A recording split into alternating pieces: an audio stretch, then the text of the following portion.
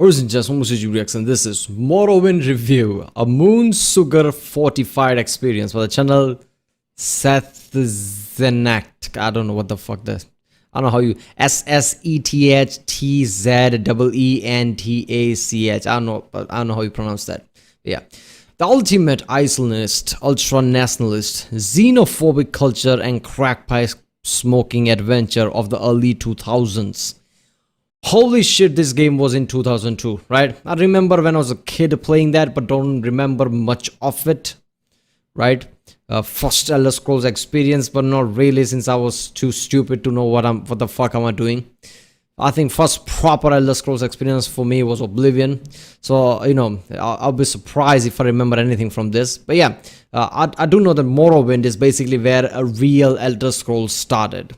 Because the lore of the Elder Scrolls that we know of today started from the Morrowind. They made the first two games, they were fine. And when they came to the third game, I guess there was one guy in the development team which is not with them anymore. I guess, did the most of the lore. Obviously, everybody else pitched in. So, you know, Todd Howard was also part of it. So they basically created this massive, massive lore that we know of today. Probably one of the biggest and deepest lore of any game there is. That's how big the lore of Elder Scrolls is. But they all started in this Morrowind. Obviously, the foundations were laid in the first two games with the maps and what are the countries and different things here and there. But most of the lore came from this game. From this game forward, that's the lore we know of today. That's how Elder Scrolls Online is working. Because the setting that is inside the Elder Scrolls Online, they thought of that during this game, but never intended to play that. Because most of the games that all the 5 games, the time period that, it plays is a very small portion of the entire timeline of the Elder Scrolls. So let's watch this one. People have been telling me that this is a really good channel, and since I've been, reacting to Russian Badger, internet historian about games, why not more games review? Let's watch it. Hey people, Seth here. Today, I'll be reviewing the Elder Scrolls 3 Morrowind. It's been years since the Outlanders came in and conquered our lands. Every day since, I've been persecuted for my superior beliefs and culture. If it weren't for the Imperial scum, I'd be happily eating salt rice and kwama eggs for breakfast every day and dying of blight by the ripe old age of 30. Only you can comfort me in these troubling times. From an uneducated glance, Morrowind might look like your typical open-world sandbox RPG of the early 2000s. However, first appearances are deceiving. Morrowind is actually an RPG about reincarnating yourself to overthrow an order of 3 gods worshipped collectively as the tribunal because they betrayed you in your past life in order to abandon their mortality, with one of them, Vivek, impaling you through the chest with his gigantic penis sword. Meanwhile, another man betrayed by the tribunal has lived on past death, driven mad with divinity, and also has a piece of pottery permanently stuck to his head. Inside a steamy volcano mountain, he plots to overrun the continent by influencing the dreams of bitter, dark elf nationalists unhappy with the state of political affairs, turning their dreams into reality as their face cavity collapses, grows a mouth proboscis, and eventually blooms into a full set of eyes and tentacles, ascending as a hunchbacked cephalopod hellbent on genociding all other races off the face of Morrowind and restoring their native homeland to its former glory. You, however, know nothing about this, or the Nerevarine prophecy you will one day fulfill. You're just a prisoner on a boat left to rot. Instead, you've been granted pardon for your crimes by order of the Imperial Emperor. In exchange, you'll be working with the Imperial Intelligence under Caius Casadus, and I like that one thing that carries over with all the games. Morrowind, you're a prisoner. Oblivion, you're a prisoner. Skyrim, you were just wandering inside the country and fuck it, we found you, so you're a prisoner. And by the way, you're gonna get killed before the dragon arrives.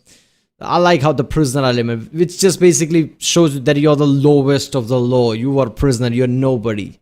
You're nobody to even respect. I like that because from there you can literally become near God in the game.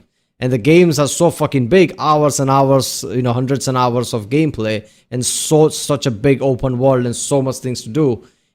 That's why, lots of games are really good and better, like Witcher 3 and things. But nothing is more open and better than Elder Scrolls in that sense.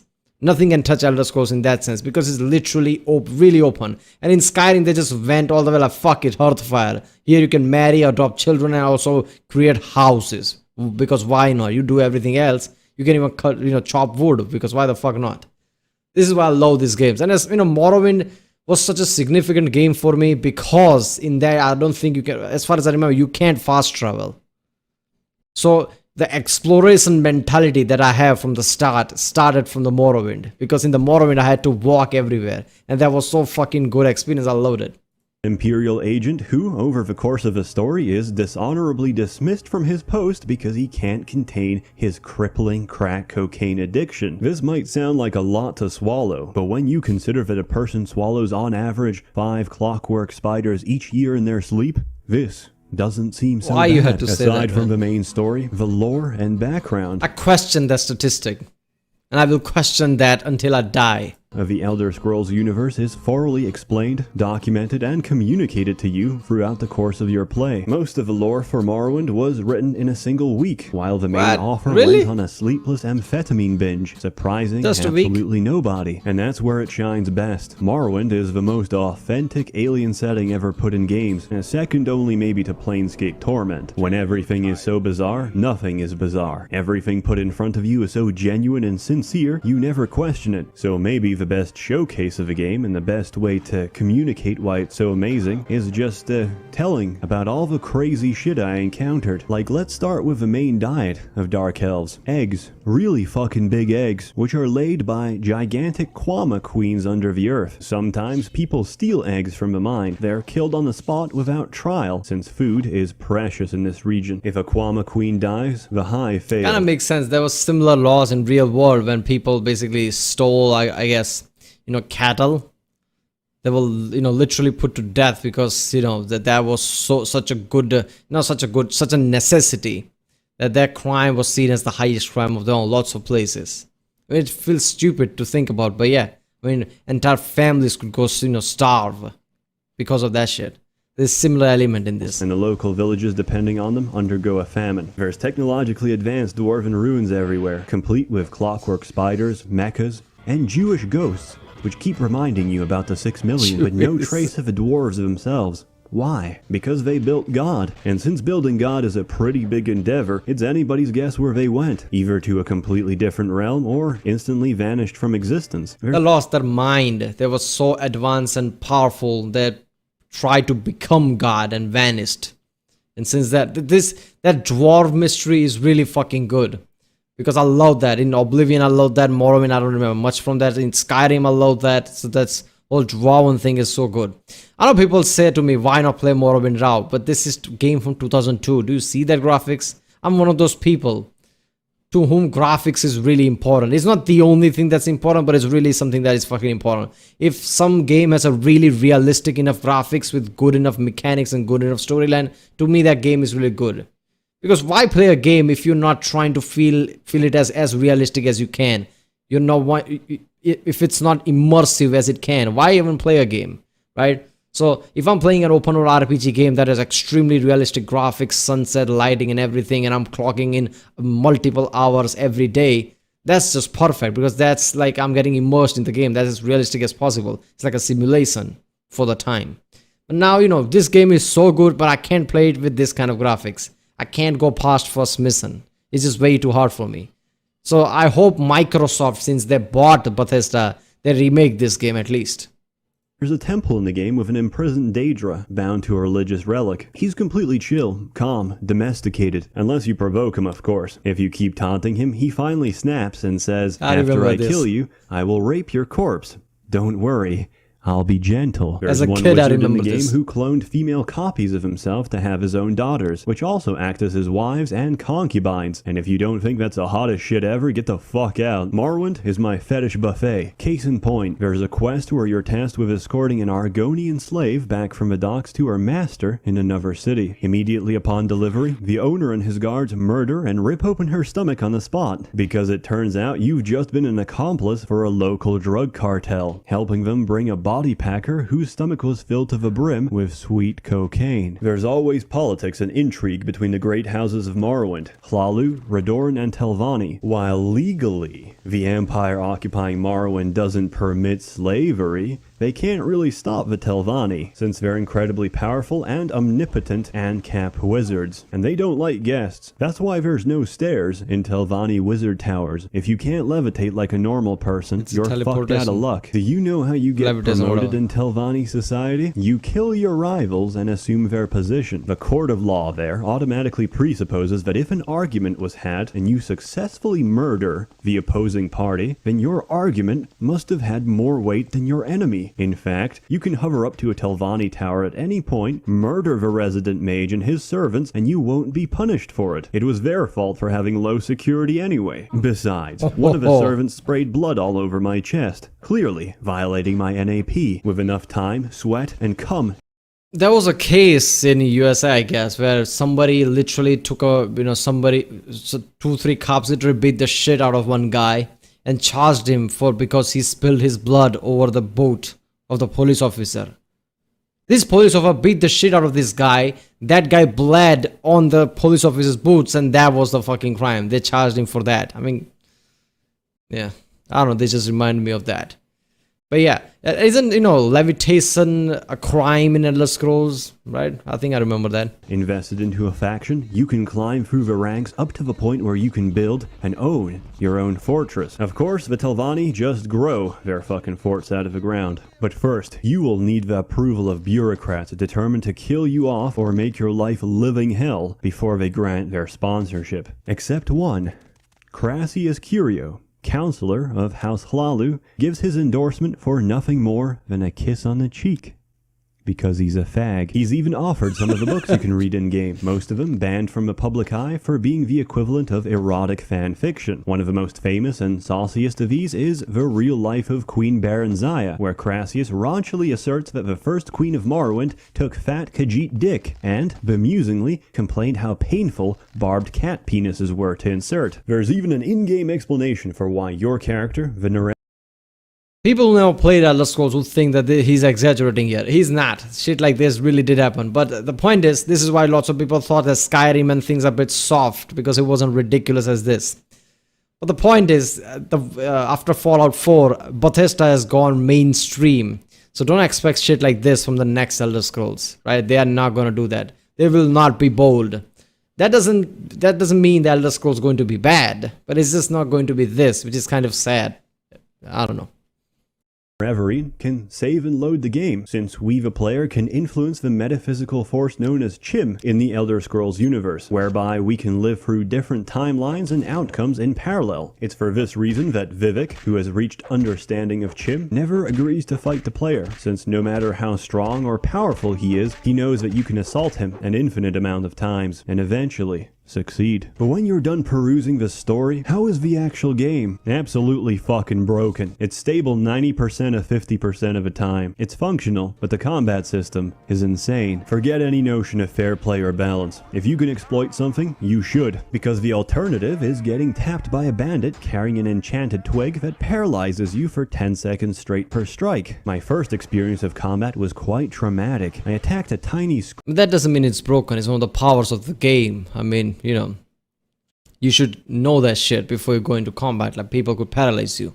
creature, thinking it's impossible to lose against something so shitty. Instead, it paralyzed me in place and proceeded to slowly nibble me to death while renewing the paralysis whenever it got close to wearing off. Bravo, Todd. The game mechanics are bullshit. Either you adapt to it and bask in its ridiculous glory and enjoy yourself, or you refuse to learn, die horribly, and write angry complaints about it on a Korean basket weaving forum. For example, potions and their effects in this game stack. So let's say I used alchemy to make 200 potions of intelligence. I could simultaneously chug all 200 potions of intelligence and gain infinite knowledge for a few seconds, during which time I'd quickly tab back into my inventory and use alchemy, which scales off intelligence, to craft several thousand restore fatigue potions using bread and rice in a single nanosecond, which would be so amazingly powerful and potent that their individual market price would be enough to completely buy out the entire store catalog of most merchants. And if in the off off chance I chose to use them instead, I would have a permanently full bar of stamina for the next few years of my physical life. In a similar manner, I could do this with other effects, such as Fortify Strength, whereby I can smash the final antagonist of a game with a weapon so hard that he and the weapon would cease to exist. But if you just happen to find Goodbye. your friends... Yeah, that is the case with the Elder Scrolls game. I'm not gonna lie. It feels fun at first, but then it feels like, holy shit, this is really broken. The same shit happens in Skyrim too with the alchemy. They should really look into alchemy. That's just what I'm going to say. I don't know, they'll deliberately left it in thinking that, fuck it, it's alchemy. If you become really smart, you use the smart to make more potions to become even more smart. Yeah, but there should be a limit, like how much your body can take or something like that. I think they're going to do that in the next Elder Scrolls because of the new technologies, right? The last one was in 2011, so that's a 2010's technology. And knowing Bethesda, it was probably 2005's technology. But now they are really going mainstream. Microsoft is the owner now. And, you know, the way they doing the technology scanning and shit, I think they're going to make a better mechanics this time with the Elder Scrolls. Whenever it will come out in 2027 or something. Most people who played Skyrim probably won't even play that game because they'll be so fucking old. Morrowind game open and want to run a funny prank on him for sleeping with a family dog, you can make a potion of paralysis using the same method. From the moment you drink that potion, your character will be paralyzed for about 3 hours. When he comes back and asks why his character can't move, laugh and ask him why the dog keeps crying at night. You can use this time to explain him why bestiality is immoral and illegal in most countries, and how the doctor said your dog's orifice will never fully heal. The game's design offers you a lot of freedom to mess around with. The custom spell making in particular can be abused to make some disgusting spells, such as the ability to camouflage yourself perfectly 100% for 1 millisecond and steal something right in front of a merchant. But just because they couldn't see you physically taking the object, they can't establish causality between the events happening around them. It's a great game. The environment and atmosphere really capture a very alien landscape and culture, while the dialogue and text keep you occupied for hours on end. Gameplay aside, Morrowind could be described as an early 2000s slave trade RPG. And when you get tired of running around, doing errands and reading shit, you can always download mods or make your own with a construction set and reduce the quality of your experience. A warm thank you to the many members of Akhlalu Merchants Guild. Everything he said is so fucking true, but I don't know, that brought the charm to the game. You know, I'm surprised I kind of remember the games to begin with that long ago. I remember good enough part of the Oblivion, most of it at least. Skyrim, I definitely know that. I played multiple times in the last decade. But yeah, Morrowind, I don't know much about it, but it had a charm, or maybe it's the first time I ever played a game like this, so that's why it left a mark. I don't know, but it was a special game. But yeah. They really needs to remake this game with a new engine. I don't care if give it off to some other developers from the Microsoft. I don't care. Just remake it so people like me can play at least. Because I'm pretty sure if you're trying to attack somebody, you can't move, right? If you play attack, the guy is froze there. He can't move. There is no movement and attack. I don't know. Alright, well, if you like my reaction, don't forget to like, subscribe, check out the reaction. There's a link in the description. Check out the cards for places, the cards, and yeah, I'll see you next time.